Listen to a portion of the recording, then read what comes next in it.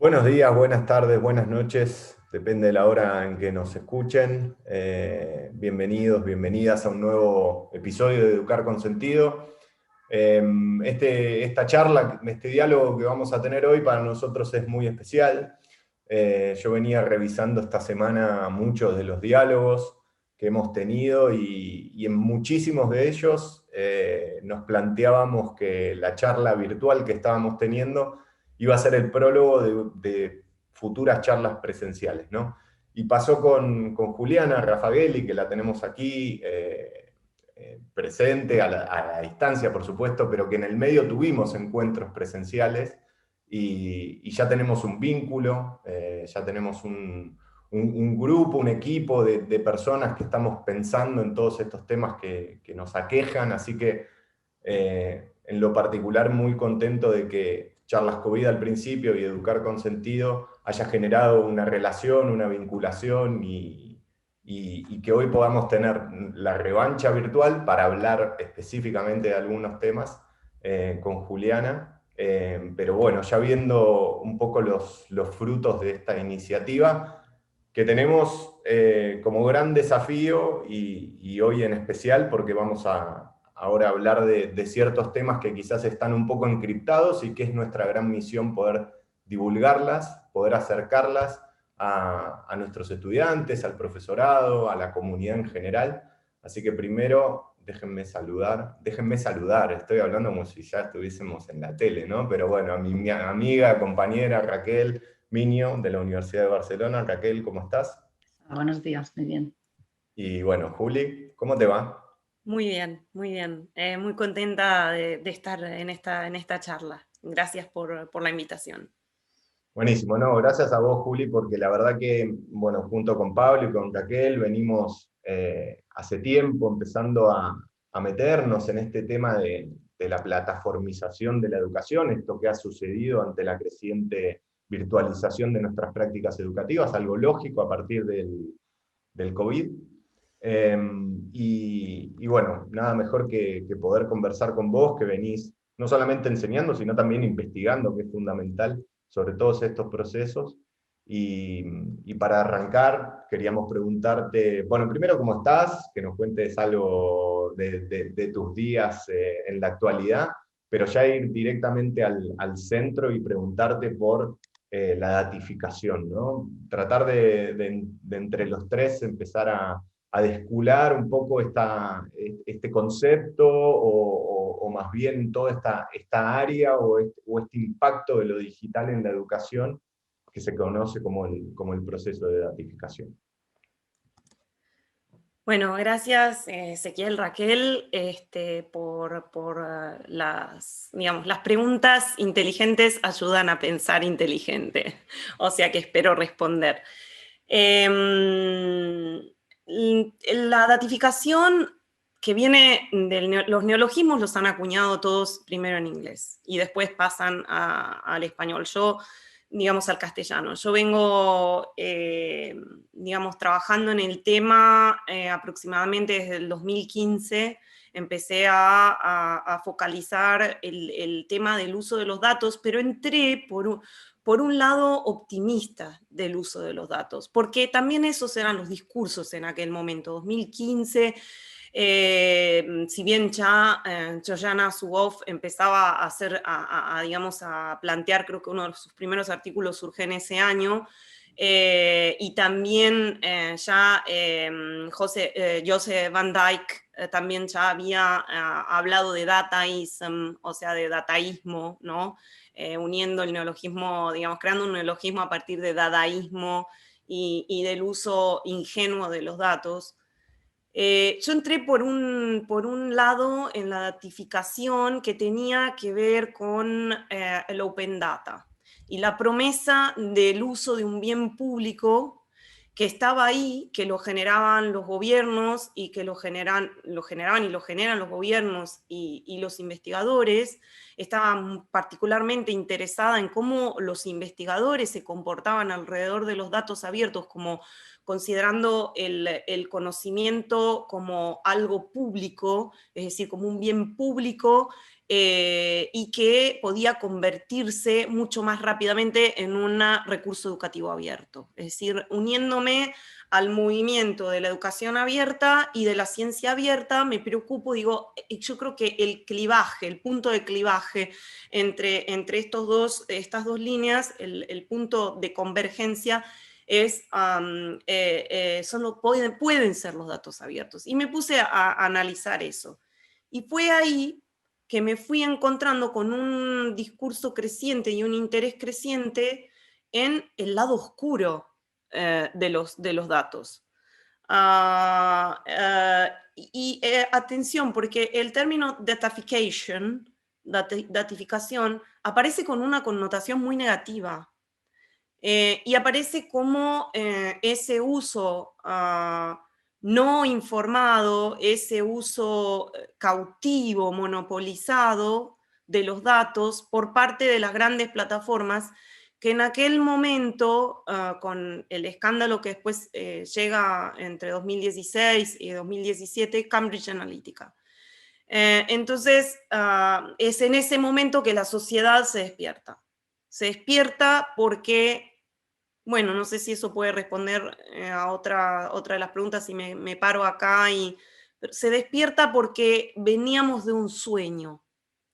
Y ese sueño, tenemos una buena parte de culpa, nos la tenemos que dar nosotros mismos. Todavía no escribí el post en el blog, pero mi post se tendría que llamar Educadores, mea culpa. Y tiene que ver con la revolución del web 2.0.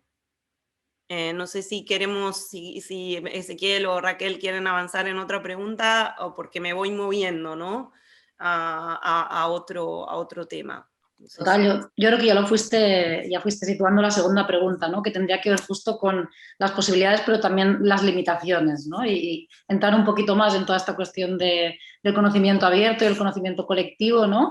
Que entres un poquito más en qué posibilidades ha tenido y tiene todavía, ¿no? La ratificación, pero también en los límites, en las problemáticas, en las tensiones, ¿no? Y qué tenemos en nuestras manos para aprovechar las posibilidades, pero no caer en esas problemáticas. Justamente, entonces, esta historia que yo les estaba contando aparece como, después de la ola de entusiasmo, aparece la ola de, digamos, de desilusión. False promises, broken dreams, ¿no? Y el tema es que el acceso a los datos abiertos era como recorrer la punta del iceberg del problema, porque la sociedad se empezó a dar cuenta que la mayor parte de los datos estaba generado en un mundo sumergido, que era el de las plataformas privadas. Y es ahí donde surge toda la discusión, como decía, con varios académicos que trabajan en el campo de las ciencias sociales, más que nada antes de llegar al campo de la educación. Surge el tema de pensar la datificación con una connotación muy negativa, es decir, con una pérdida de soberanía, con una pérdida, primero con una pérdida de libertad del individuo. ¿Por qué? Porque no, digamos, mientras inicialmente los datos eran como este bien público, de conocimiento público, a partir del cual la sociedad civil podía haber innovación social. La gente se podría enganchar con estos datos y podía monitorear las políticas públicas, podía participar, viene un poco de aquellos años 90 con los presupuestos participativos. Barcelona sabe mucho de esto. Y entonces el Open Data aportaba toda esta mirada de esperanza, de transparencia de no solo del gobierno, de la ciencia, acercamiento a la ciencia ciudadana a partir de dejar a los ciudadanos que recogieran los datos, que se hicieran cargo, que vieran cómo se procesaban y se elaboraban estos datos. Ayer estuve hablando con alumnos de doctorado justamente sobre este empeño de hacer ciencia hacia la ciudadanía y con la ciudadanía. Y que eso lo permite justamente la posibilidad del dato abierto y de la digitalización del dato. Pero volvamos a la parte sumergida de los datos que van a las plataformas. Esa parte sumergida es lo que se denuncia, es lo que después Shoshana Zuboff denuncia como capitalismo de vigilancia. ¿Por qué? Porque estas plataformas, sin mucho tener que explicarse a la sociedad, empiezan a generar algoritmos a conveniencia de su modelo de negocios, a conveniencia de sus innovaciones y a conveniencia digamos, profit, del provecho que podían sacar de esta riqueza de datos. Entonces, aparece una situación que es la misma del colonialismo. Europa va a África y a América Latina, los indígenas, los pueblos indígenas firman, inclusive había tratados que ni siquiera entendían, a pesar de las primeras intenciones de comunicación, por ejemplo, la Malinche, ¿no? Este intento de comunicar, pero les hacen firmar un papel escrito en un lenguaje que no entendían para decir, ustedes aceptan que nosotros entremos y explotemos estos territorios. Eso es lo que nosotros firmamos con las condiciones de uso de Facebook, de Google, de muchas de las apps que utilizamos cada día. Y estas apps lo que hacen es analizar nuestro comportamiento, analizar nuestros patrones de uso a partir de una cantidad de datos que permiten hacer una serie de análisis estadísticos que eran impensados hace 20 años, es decir, cuando el dato tenía que ser recogido artesanalmente, manualmente, a partir de seres humanos, y lo que generan son algoritmos que perfeccionan justamente servicios, recomendaciones, modelos de negocios. Pero, digamos, aquí yo quisiera poner como un punto, quisiera llamar a un punto de reflexión, de equilibrio. Porque no es que haya habido una intencionalidad manifiestamente malvada en el hacer esto. Simplemente la lógica del capitalismo es la de generar provecho. Y lo que estas compañías hicieron fueron repetir allí donde estaba la posibilidad de extraer el bien del dato y utilizarlo y generar provecho sin precedentes. Lo hicieron. Está en la sociedad y en las sociedades democráticas y en la práctica de la democracia a entender cómo destejer este nudo y decir, no, hey, esto no funciona así. Tenemos que nosotros también poder participar y poder ver y tiene que haber regulaciones, tiene que haber normativa que regule esos procesos de uso de los datos. Y eso fue lo que, bueno, el GDPR, perdónenme, pero no me acuerdo nunca en español cómo es el General Data Protection Regulation, que se anticipó. Realmente Europa en eso tuvo una gran anticipación del problema en el decir, nosotros no podemos permitir que el dato se extraiga de esta manera. Pero primero la preocupación era sobre la privacidad de la persona, la pérdida de libertad de la persona en el sentido de cómo se utilizaban estos datos y cómo empujan nuestro comportamiento de alguna manera. Particularmente a partir de las redes sociales y de ciertas apps, ¿no? Con los nudges, ¿no? Con los sistemas de recomendación.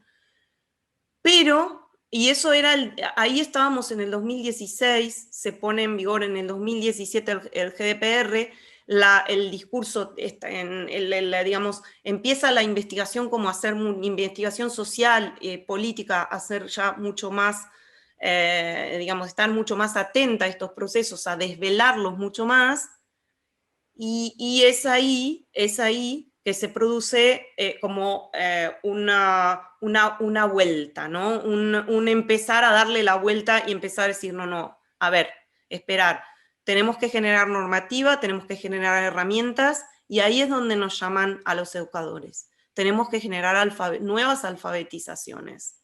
No sé si queremos...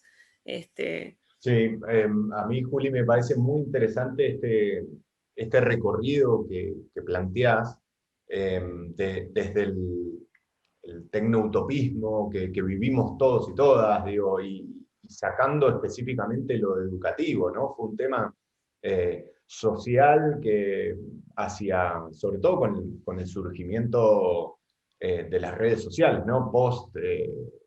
la web 1.0, cuando empezamos todos y todas a consumir este tipo de servicios, en donde coincido con vos, llegamos en algún punto con una mirada demasiado naif, demasiado inocente, atraídos por servicios que son maravillosos, y cómo nos fuimos trasladando a partir de los escándalos de la manipulación y el uso de datos y la explotación y la intervención en la política, ¿no?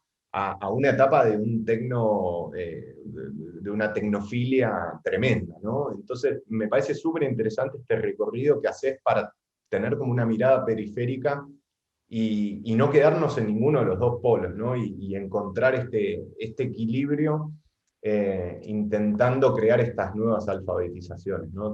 Totalmente. Ahora, en este sentido, te leemos mucho y tenés algunos artículos que hablan, en donde hablas de un término que a mí me parece central, que es la justicia social de datos, ¿no? Entonces, aparece como un tremendo desafío poder construir una cultura crítica, traer todas las corrientes de pensamiento crítico históricas que teníamos en ciencias sociales, pero ¿cómo hacemos para construir una cultura crítica y justa de uso de esos datos en los centros educativos o en la educación en general, ¿no? Tanto en las escuelas, en los institutos, como en las universidades?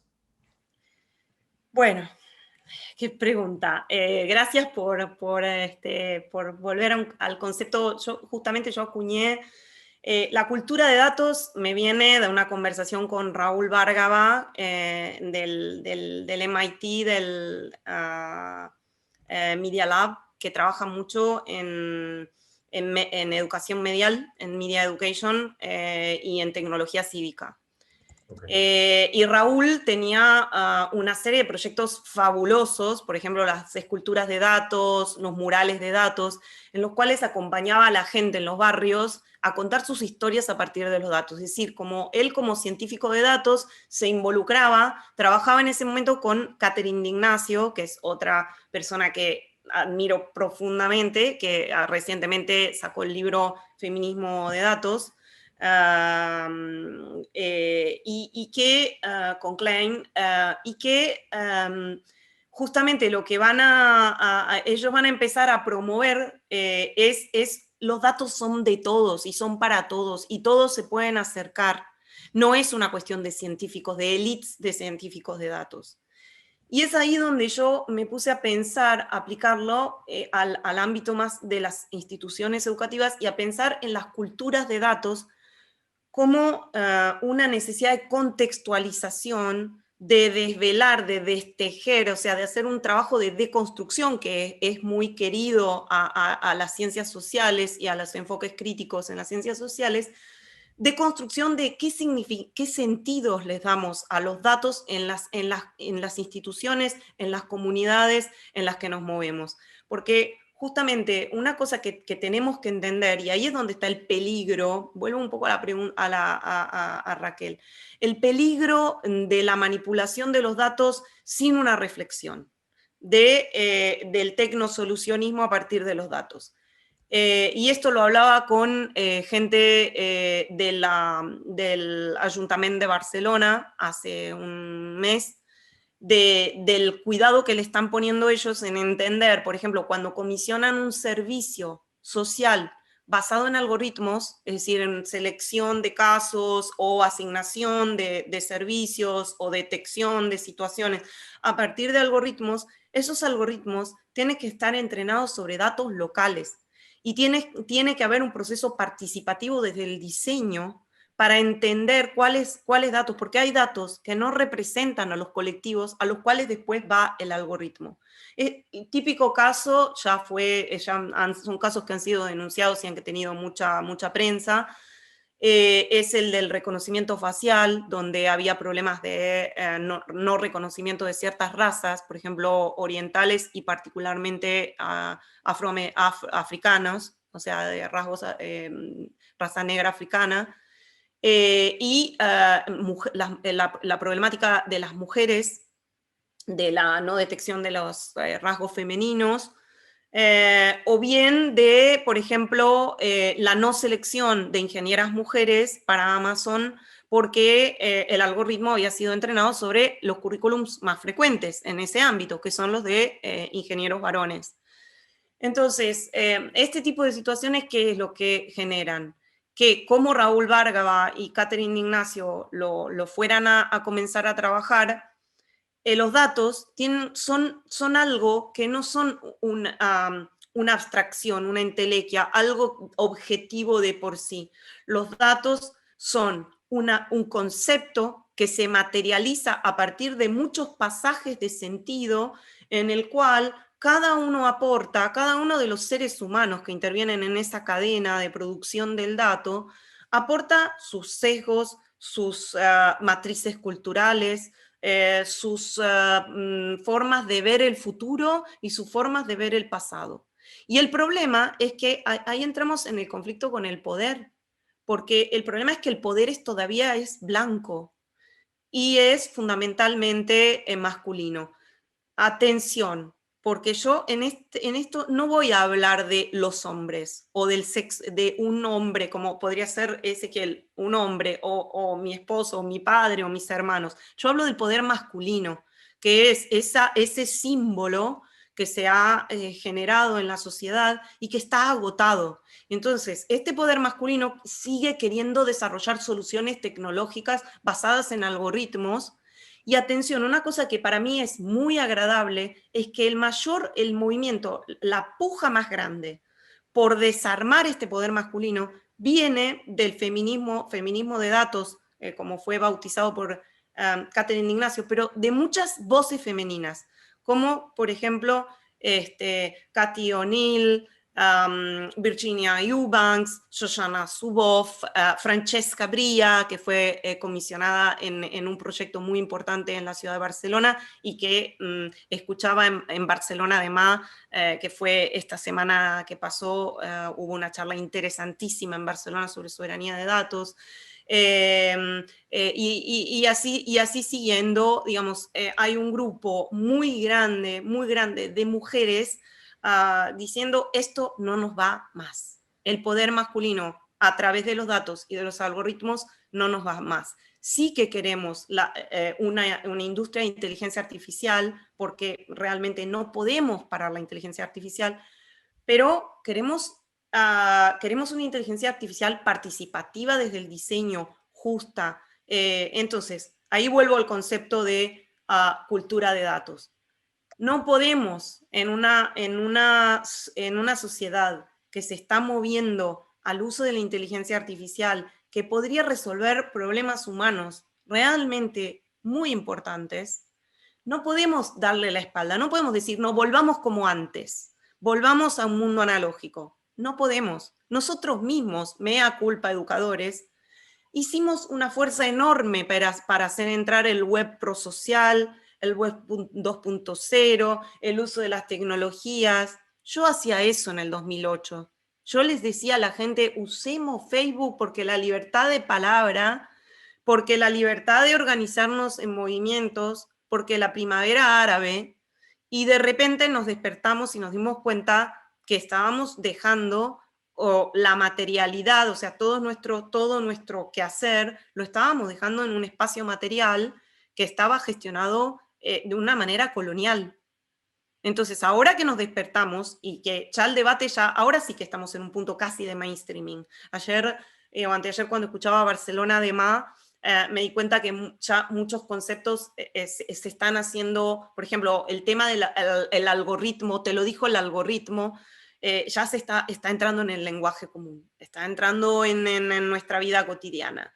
Y entonces, ahora, digamos, el desafío es cómo lo manejamos, cómo colabora la educación con este movimiento de generar una cultura donde se lee, se deconstruye la materialidad del dato y el sentido del dato. Yo hablo de epistemología de datos, tomando prestado un término de Stefania Milan, o bien de como una forma mentis, ¿no? Digo, el dato me asusta o yo soy un promotor del dato y de la tecnología. Esto ya lo vivimos con la digitalización, ¿no? Como, bueno, es decir, tecnofílico o tecnofóbico, ya lo vivimos, sucede lo mismo, tenemos como forma mentis o epistemologías de datos que nos hacen comportarnos de una cierta manera. Bueno, deconstruyámoslo, manejémoslo, hablemoslo y generemos estructuras tecnológicas participativas donde además después el algoritmo está continuamente estresado y sometido al control de los seres humanos que interactúan con la tecnología en una reflexión poshumana. Diana, me surgieron 8.000 preguntas. Esto da para 20 charlas más. Pero me encantó la conexión que estableciste entre gratificación, educación, sociedad y feminismo. O sea, estoy fascinada. Y me di cuenta, ¿no? Cuando hablabas de que cuando trabajamos este tema, desde lo poquito que sabemos, que nos queda mucho por saber en clase, me fijo que hay otros temas que me vienen a la cabeza, autores hombres, y que cuando hablamos de gratificación con perspectiva crítica me vienen muchas más mujeres, ¿no? Y me fijo que es verdad y que justo lo comentaste. Y sobre lo que venías diciendo, ¿no? A mí comparto contigo que además, si no lo hacemos nosotros, otros lo van a hacer. Es decir, si nosotras no construimos una cultura de datos, no es que lo van a hacer, es que ya lo han hecho, ¿no? Entonces, a mí me gustaría poner encima de la mesa ahora el tema del tema, ¿no? Google, ¿no? Google en las aulas. Y no solo Google, sino Microsoft. Bueno, hablamos de las Big Tech, ¿no? Sabes muchísimo más tú de esto, pero hablamos de las Big Tech entrando a las aulas, entrando a las universidades, entrando a las escuelas. Y justo hablábamos sobre esto con un amigo. Y llegó un punto que me devolvió la pregunta, bueno, ¿y cuál es el problema de que Google esté en las aulas? ¿Y cuál es el problema de que Google sepa todo de nosotros? ¿No? Y pensé, esta pregunta se la voy a trasladar a Juliana, porque también como para responder a una pregunta que muchas y muchos tal vez están haciendo, ¿no? Independientemente de la educación, pero también en la educación, ¿cuál es el problema de Google? ¿No? ¿Y cuál es el problema de que se meta en las aulas? Bueno, buena pregunta. O sea, es difícil también. Con Google tenemos que entender que estamos haciendo un pacto con Mefistófeles. Es decir, es un pacto de fast food, o sea, tecnología rica, tecnología fácil, porque Google le ha metido horas y horas y horas de código detrás. Hay mucho know-how en lo que Google nos entrega. Y cuando 2 o 3 semanas después, a ver, les voy a contar una anécdota. Mi hermana es directora en una escuela en Argentina. Y a los 2 días que empezó el cierre de la pandemia, que fue prácticamente al mismo tiempo que en España, el 13 de marzo, me dice, ¿qué hago? Por Dios, vos que sos experta en tecnologías, decime qué hago. Y entonces le digo, bueno, lo primero, no te salgas de Moodle. Está muy bien el Moodle. A poner a trabajar a la pequeña empresa local y a trabajar con esos servers porque te va a petar. El Moodle te va a petar.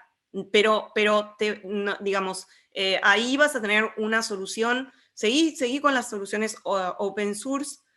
Yo ya me venía a venir el Google Classroom, porque ya Google Classroom estaba en las aulas, no solo en las aulas. Yo viví el paso de Google, de las universidades, por ejemplo, los centros e-learning, a Moodle Rooms con Blackboard, o sea, a usar la nube, a darla a Big Tech porque era más segura, porque era más fácil, porque los centros tecnológicos de las universidades y las escuelas que generalmente cuentan con algún técnico que trabaja o el ayuntamiento que está detrás, no tenían la capacidad de mantener esa infraestructura tecnológica. Y las Big Tech sí.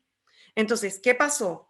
Todos, inclusive políticamente, se dijo, es mucho mejor darle a quien tiene el know-how la solución. El problema es que después nadie pensó qué es lo que hacían quien tenía el know-how con el surplus de datos, porque el plus es la plusvalía que estaba en el trabajo, ahora está en los datos.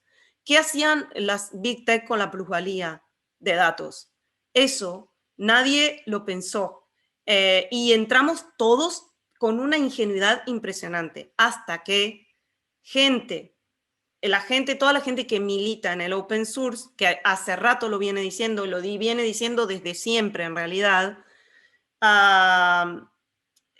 dijo, hey, gente como, por ejemplo, XNet de Simona Levy, otra mujer que está trabajando con una informática en un proyecto con el ayuntamiento para quitar a Google Classroom, para ofrecer soluciones alternativas, porque si el docente, el educador, quiere una solución alternativa porque está sobrecargado, porque ¿qué fue lo que pasó en la pandemia? No solamente era el hecho de, digamos, yo le di ese consejo a mi hermana, pero mi hermana me dijo, pero es que el Moodle se nos está, pobrecito, y claro, aquí la gente me está diciendo, pero si tenemos una oferta de Google Classroom con unas actividades de formación fabulosas y es mucho más fácil y es mucho más lindo y no peta nunca y no se cae nunca. Claro, entonces, el problema es en la mediación tecnológica, de conocimiento tecnológico a nivel local. Es decir, el problema es desarrollar esas infraestructuras a nivel local. Y eso, Francesca Bria, por ejemplo, es particularmente, y también Simona Levy en Barcelona. Francesca Bria ahora volvió a Italia, está liderando un grupo muy importante para volver a llamar a la atención a la gente, y nosotros como formadores de educadores tenemos una gran responsabilidad en eso. No usemos más plataformas, volvamos al open source.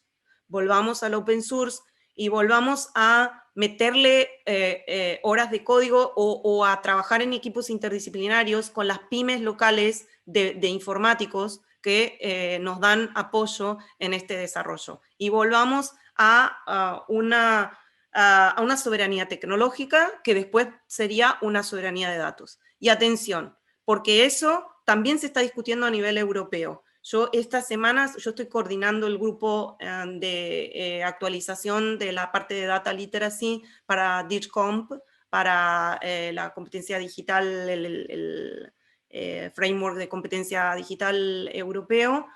Y propio esta semana, el 1 de junio, hicimos un webinar, creo que está publicado, donde justamente pusimos el énfasis en esto. O sea, el educador no puede con todo.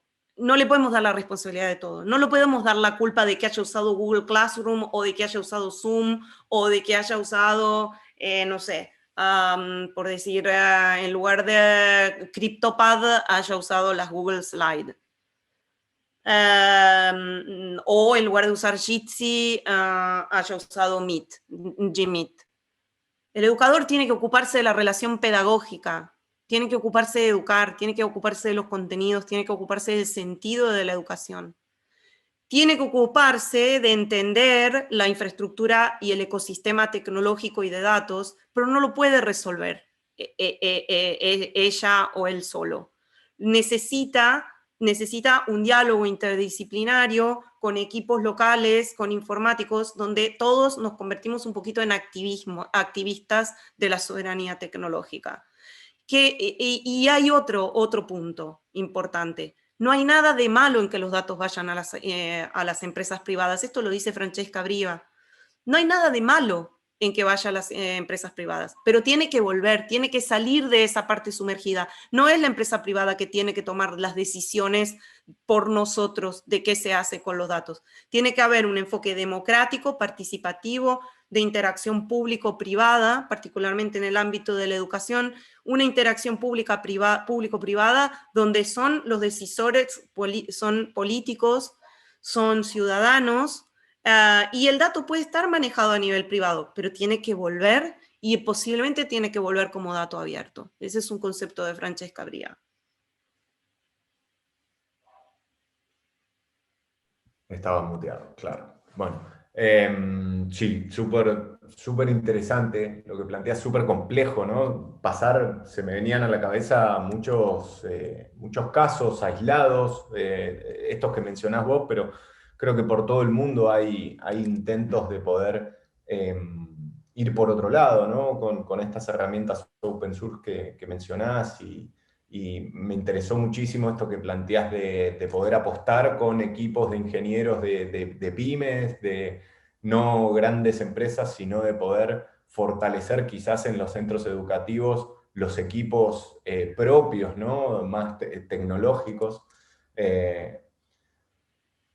Pero no me deja de parecer muy, muy utópico, ¿no? La idea de poder tener una soberanía tecnológica, ni hablar una soberanía de datos, ¿no? Pero el poder armar equipos multidisciplinarios que recojo que levantás como una de las acciones que deberíamos hacer, ¿no? Sobre todo en el diseño. Eso es algo que te lo escuché ya muchas veces y que lo tengo ya como un mantra, ¿no? Como un posible camino, ¿no? Esto de poder en el diseño de las aplicaciones, de los sistemas, de cuando están escribiendo el código, que haya multiplicidad de enfoques. A mí me gustaría saltearme un toquecito la pauta para hacerte una pregunta más a nivel general y no tanto con el foco educativo, que tiene que ver también con algo que cuando te escuchaba decía, en algún punto, va a modo de pregunta, ¿no? El, el efecto de la vida algorítmica, digamos, en algún punto, es que vuelve o funciona como un espejo de las desigualdades que existían fuera, ¿no? Esto es así, y digo, por fuera de lo educativo, que es un trabajo tremendo que tenemos que hacer, pero ya más por el uso social que hacemos de las tecnologías. Y quizás es una pregunta más personal que por tu trabajo profesional. ¿Cómo ves a nivel social que se los efectos que genera esto, ¿no? A mí, y te la cierro acá la pregunta para no abrir tanto. Hay un concepto que yo aprendí a partir de Esteban Magnani, que es un periodista argentino especializado en tecnología y educación que me encanta, que es el del confort digital, ¿no? ¿Cómo salimos de esto que nos viene tan masticado y que es maravilloso y que tiene unos colores divinos y que con un clic llego a todo? ¿Cómo salgo de ese confort? O sea, ¿cómo me van a traer para irme hacia otro tipo de alternativas? ¿Cómo lo ves vos eso? Bueno, es que vos me querés sacar de la educación y yo vuelvo. Volvé, tranquila. Eso se resuelve a partir de la educación crítica. Es decir, no podemos ser meros consumidores. La idea de consumo crítico ya tiene 20 años. Es decir, yo no puedo consumir porque es fácil. Me siento y me como una hamburguesa con papas fritas porque es rica y es fácil. Yo tengo que pensar en el cambio climático, si como carne, en el impacto que tiene mi obesidad sobre las personas que tienen hambre, en la forma de producir. Yo tengo como ser humano en el mundo, estoy llamado a responsabilizarme por el mundo, porque si no, no somos seres humanos. El concepto de responsabilidad y de la banalidad del mal es un concepto de Hannah Arendt, es un concepto filosófico. La banalidad del mal está en el modo en el que estamos usando las tecnologías en este momento. Eso ya lo escribí en un post donde creo que trabajé desde el psicoanálisis a Hannah Arendt diciendo, nos tenemos que responsabilizar. Basta de videos cortitos y divertidos. Basta de videos de gatos. Basta de eso, se lo tengo que poner fácil porque la gente quiere cosas rápidas y fácil. TikTok, 3 minutos. No. Tenemos que responsabilizarnos por el caos, por la complejidad y por el hecho de que nuestro ser en el mundo es tomar decisiones. Entonces, cuando tomo una decisión, tengo que conocer el contexto. Y eso nos vuelve a meter en el espacio educativo, porque es eso que tenemos que nosotros trabajar como educadores. Tenemos que trabajar el hecho de no consumir no solo la tecnología, cualquier cosa que yo consuma, tengo que desgranarla, tengo que entender y tengo que justamente poner en marcha valores humanos como la solidaridad, la empatía, el cuidado del otro, es decir, toda una serie de valores que son los únicos que nos pueden salvar como seres humanos y que son además los que nos dan dignidad y nos dan felicidad, porque no hay felicidad posible sin reflexión, sin introspección, sin un pensar profundo el mundo en el que vivimos. Entonces yo lo que llamo es que para vivir mejor con las tecnologías, más filosofía en las aulas, más pedagogía, más conversación y menos colores y videos de gatos. Gato. Juliana, ¿qué ejemplos podemos encontrar que van en esta línea? ¿Qué efectos podemos encontrar de alfabetización en datos crítica? ¿O qué usos de datos son realmente desde la justicia social, desde la mejora de la sociedad?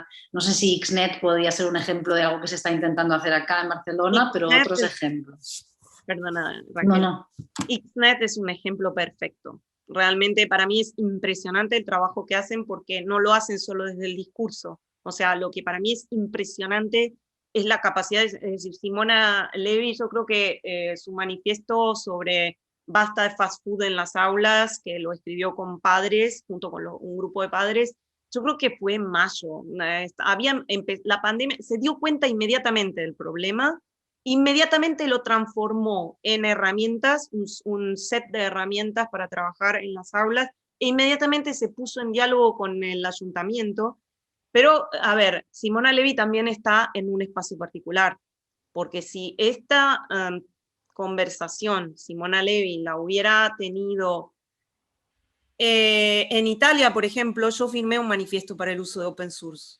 En la plataforma política, estoy en un grupo de educación abierta en Italia, en la plataforma política, en el cambio de gobierno del verano pasado, prácticamente fines del verano pasado, no se mencionó ni por una vez la cuestión del open source, del uso del open source, no obstante el hecho de haber firmado un manifiesto, de haber recogido firmas y de nosotros saber, no hubo escucha, mientras que el Ayuntamiento de Barcelona escuchó, mientras que la ciudad de Barcelona escuchó, y está escuchando y está haciendo cosas, es decir, se necesita también un gobierno que escuche a los educadores. Por ejemplo, otro ejemplo es el de Argentina, y la distribución Guaira que está basada en Ubuntu, que se entrega con las netbooks, es decir, con los equipos tecnológicos que se les entregan a las escuelas, se les da una distribución de Ubuntu que se llama Guaira, y que enseña, es decir, que les da las herramientas a los educadores para trabajar con open source.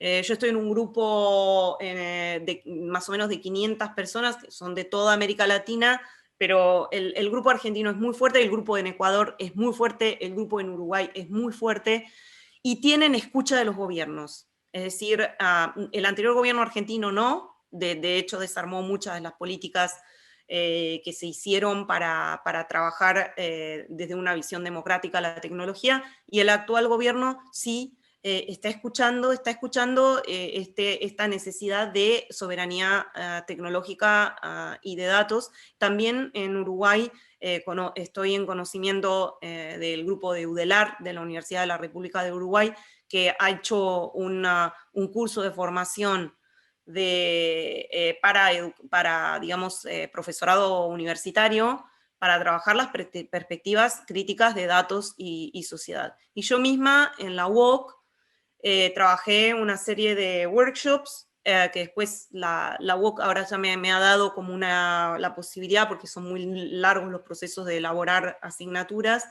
pero ya me ha dado la posibilidad de generar unos espacios de formación para trabajar 3 líneas.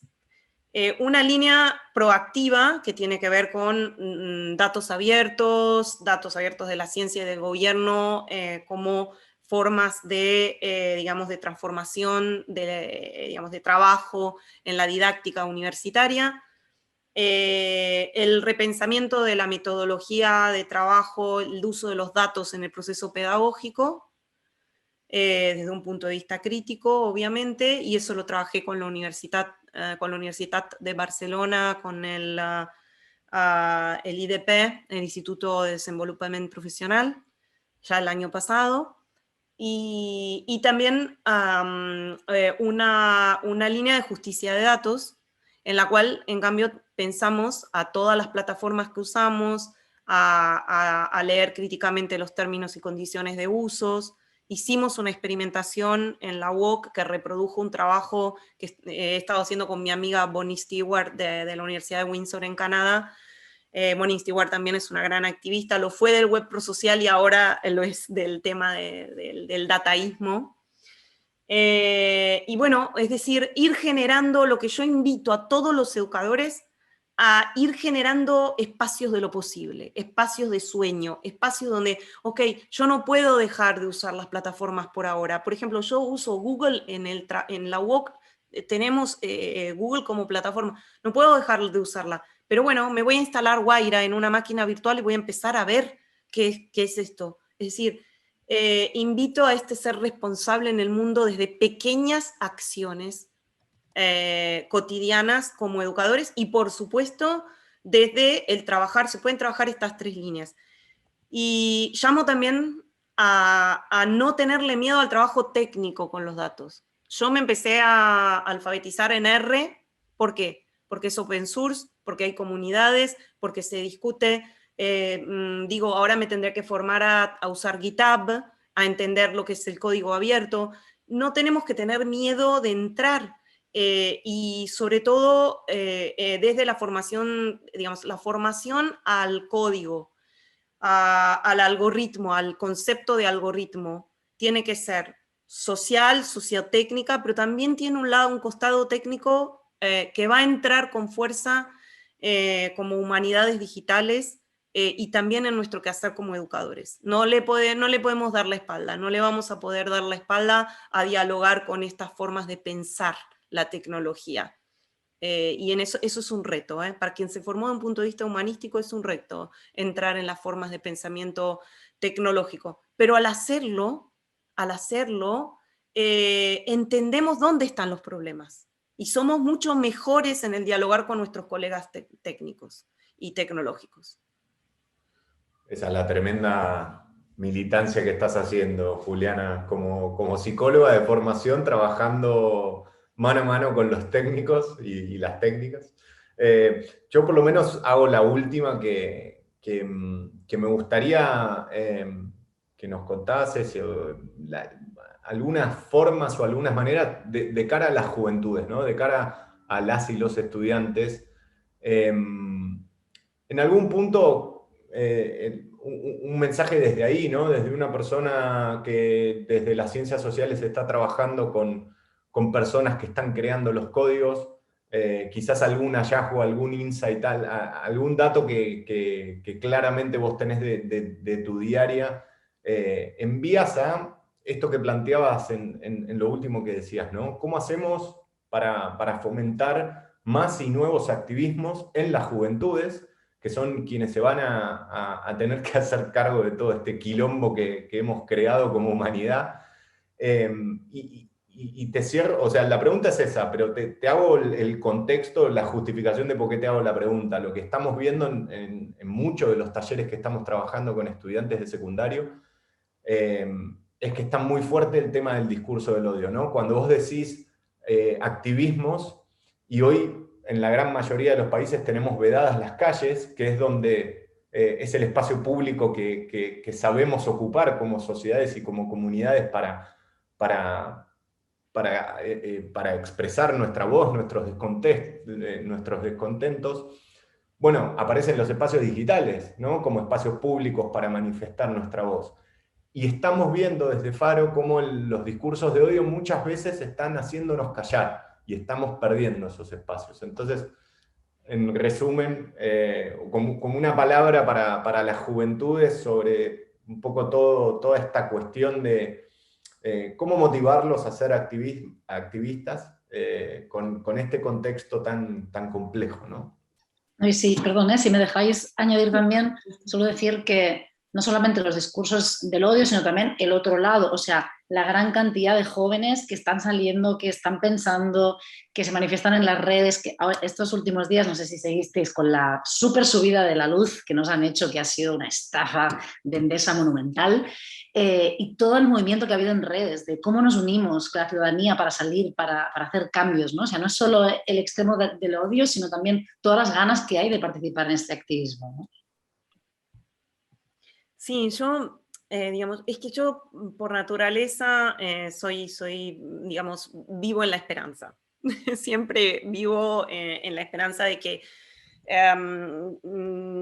podemos hacerlo bien. Es decir, mi amor por la humanidad y por el ser humano me lleva a pensar de que somos capaces de hacerlo bien. Y sobre todo tengo un profundo respeto por los jóvenes como hacedores del futuro. O sea, me siento como al servicio de los jóvenes, a hacerles que logren lo que quieren, lo que tienen en su cabeza, y a transmitirle a vivir una relación de cuidado intergeneracional. Ezequiel, me planteas qué pueden hacer los jóvenes. Primero te planteo que puede hacer nuestra generación, o sea, mi generación, es cuidar en la relación intergeneracional, pensarla como una relación de apoyo a los jóvenes, a las ideas de los jóvenes que están cambiando, o que están, digamos, dándole una vuelta al capitalismo del que venimos nosotros, y que, digamos, a veces nos cuesta salirnos,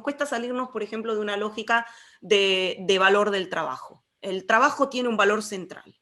Es decir, si yo trabajo, soy una persona respetable, según el trabajo que tengo soy más respetable o menos respetable, y si, por ejemplo, quiero tomarme, ¿cuántas veces? Si yo en el trabajo no podría decir nunca, hoy quiero salir a las 2 porque quiero pasar una tarde sin hacer nada. Es como, ¿cómo estás sin hacer nada? Y eso, en cambio, los jóvenes lo tienen muy claro. Tienen muy claro que no quieren trabajar toda su vida, que quieren vivir las relaciones, que quieren vivir espacios comunitarios, y que quieren vivir espacios de no trabajo, una sociedad de no trabajo. Y esto está como configurando, y una sociedad de respeto del clima, del contexto, o sea, y esto está generando lo que yo pienso que podría ser un nuevo paradigma humano, donde el trabajo no sea central, no sea ni siquiera central para la supervivencia. O sea, nos inventemos otra forma de pagar y de recibir, y de, digamos, una organización de la vida alrededor de otras formas de quehacer humano.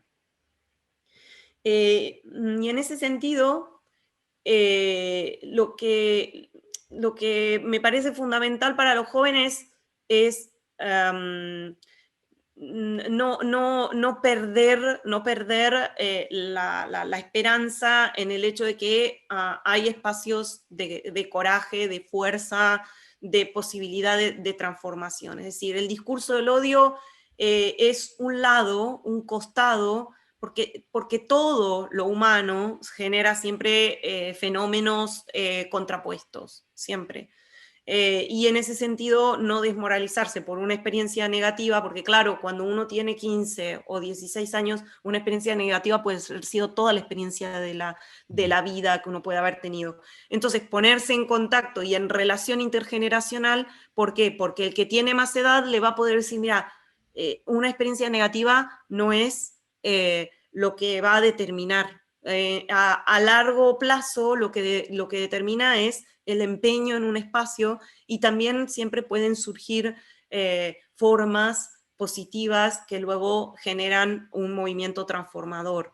Entonces, digamos, el continuar el empeño en los valores de, por ejemplo, discursos moderadores frente al discurso de odio, racionalidad y pensamiento crítico de frente a la falta de information literacy, ¿no? Del problema de la circulación de noticias falsas.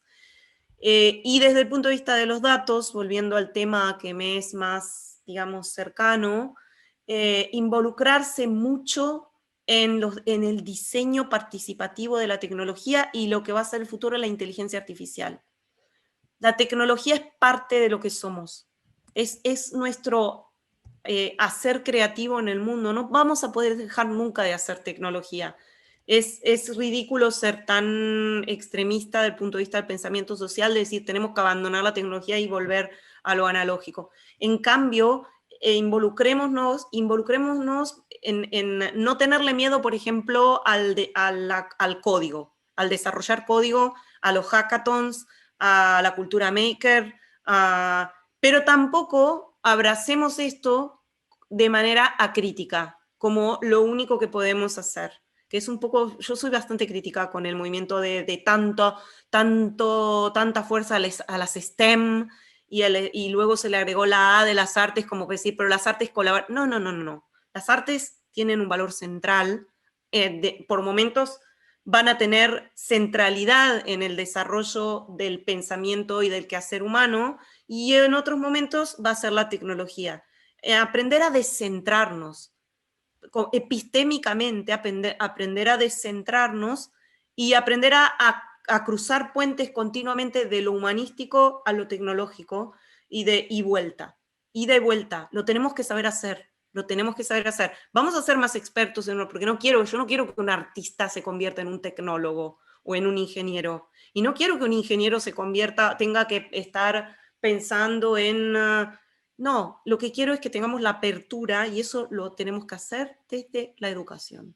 Somos nosotros, dentro del aula, que tenemos la capacidad y en relación con los espacios educativos en la sociedad, las familias, las bibliotecas, los espacios de participación política que tienen una responsabilidad también educativa, el lifelong learning, que genere espacios de pensamiento de cómo atravesar los puentes entre tecnología, entre psique y tecné, ¿no? Como dice Umberto Galimberti.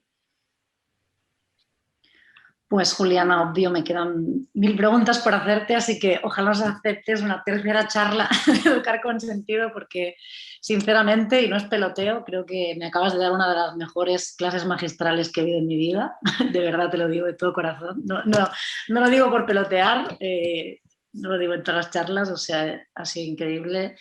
Y personalmente, como mujer feminista que trabaja temas de tecnología educativa con perspectiva crítica, ha sido increíble escucharte. O sea, no solamente por lo erudita que eres, ¿no? Y por todo el conocimiento que nos dejabas, me anotaba palabras y decía, esto se lo tengo que preguntar después más, ¿no?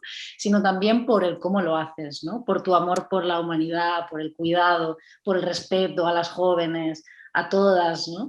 Y también por tu posicionamiento activista, ¿no? Para mí cada vez más tenemos que ir hacia ahí, ¿no? Ser profesoras, investigadoras, pero activistas, si no, vamos a seguir reproduciendo los mismos males de los que nos quejamos, ¿no? Así que desde ahí, muchísimas gracias de todo corazón y nada, esperemos que haya otras instancias para seguir colaborando. Seguro. Gracias, Juli. Un abrazo grande. Un abrazo y bueno, gracias por el espacio, porque, bueno, como lo dije, personas que escuchan inteligentemente y hacen preguntas inteligentes ayudan a hablar y a pensar inteligente, eso seguro. Gracias, Juliana.